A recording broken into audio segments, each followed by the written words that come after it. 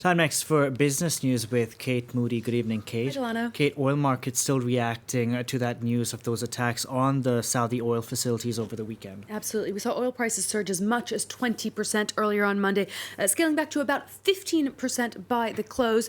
Saudi Arabia is the largest oil exporting country in the world. Every day it pumps around 10% of global oil production. These attacks have affected about half of that daily output. US WTI closed at about $62.50 per barrel. International Brent at $68.63. You can see those closing figures there, up about 14%. Earlier, I asked Christopher Haines of Energy Aspects just how important Saudi production is on a global scale. Take a listen. I think if you look at the impact globally, it will be mostly on the east. You've got more than 1 million barrels a day of Saudi oil that goes into China, South Korea, Japan. So I think that's where the issue is going to be. One of the biggest challenges with trying to replace that is firstly the size. No one's got that ability. And secondly, the time frame to get it there as well, because no one has planned for this and it's just hit the market right now. So there'll be probably if this is prolonged, I think people will start looking at strategic reserves in order to cover any shortfall. Are there enough reserves to fill the gap? Again, that will depend on how long we might see outages for. So if you look at the IEA, most IEA nations have got up to 90 days of supply. But this is a significant amount of oil that is off the market. So that's something that could deplete very quickly. How much higher could oil prices go? Do you expect us to get to $100 a barrel or even more? I think that's a very difficult question to speculate on, because, again, we need to understand a little bit more about how long some of this oil is going to be off the market. But I think right now, if you look, that's about 5 to 6% of global supplies, which is a pretty significant number, particularly as in the longer term, if there are longer-term implications, that's going to be very, very difficult to replace. Consumers and businesses are already bracing for a possible impact. Is that, again, something that we'll be seeing only on the medium to longer term, or could we see an impact sooner? I think in terms of freight rates, you'll probably start to see prices go up already just from insurance premiums. So some of that might come through into transport rates. We could see an impact on fuel prices as well, which again might put up some of the costs. However, we do need to look a bit more longer term.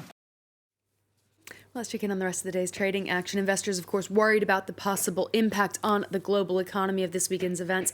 Right across the board on Wall Street, the Dow Jones shed about 160 points earlier on. Oil companies like ExxonMobil and Chevron have seen their shares rise, while airline shares are down. The major European indices also closed downwards, the CAC 40 losing nearly 1% here in Paris, the Frankfurt DAX about 0.7, 0.6 in London. Moving on to some of the day's other business headlines now. Central bank officials have been meeting with Facebook and its business partners, expressing skepticism about their plans for a cryptocurrency linked to the social media platform. The consortium that's developing Libra said it would be classed as a new stable coin, making it less volatile than competitors like Bitcoin. Last week, France's finance minister said he would try to block Libra from being launched in Europe. EU trade officials say they expect the US to announce new tariffs in the coming days as a long-running battle over subsidies deepens. This follows reports that the World Trade Organization is approving a US request to do so. The WTO has found that both Airbus and Boeing have received billions of euros in subsidies from European and American governments, respectively, in a series of complaints which have become the world's largest ever corporate trade dispute. And Volkswagen has agreed to pay around 79 million euros to settle a class action case in Australia, stemming from its Dieselgate scandal. The German carmaker has paid billions in settlements around the world since admitting in 2015 that it used emissions cheating software in many of its diesel engines. 46,000 employees of General Motors are on strike across the United States, the first walkout in the auto industry in over a decade there. 10 years ago, the carmaker received a government bailout and filed for bankruptcy. Unions now say they deserve to be rewarded for helping GM survive and return to profit. Fraser Jackson reports. The workers picket lines and anger. Members of the United Auto Workers Union congregate outside of their workplaces after contract talks with American car giant General Motors stalled. Key issues in the negotiations: disagreements on wages, healthcare benefits, the status of temporary workers, and job security. Everybody is unhappy because corporations, they have made a whole lot of money, and we're not asking for a whole lot. We gave concessions during the darkest hour to keep this company running, and now this company is making record profits. They don't want to even give anything back, but they want to continue to take, and that's not right. I feel betrayed. The nationwide walkout has affected all 33 General Motors plants in 9 states across the US, including the 4 GM had initially planned to close.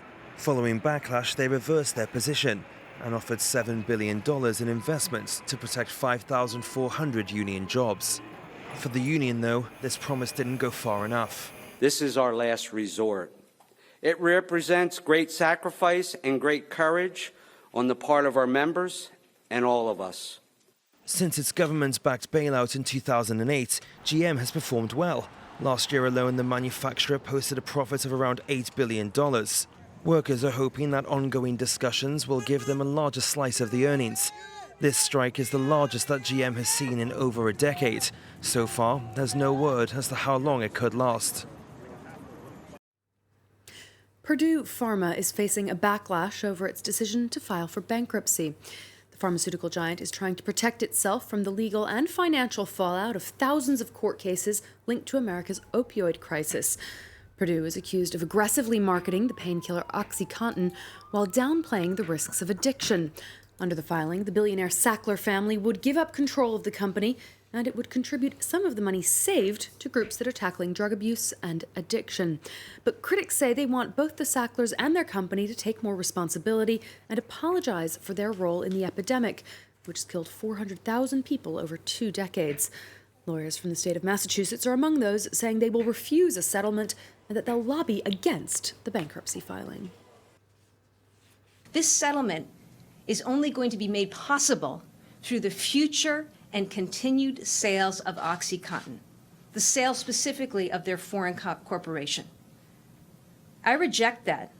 That's offensive to me, that we would allow a settlement that allows Purdue and the Sacklers to continue to sell Oxy when every day people in this country are dying as a result of opioids.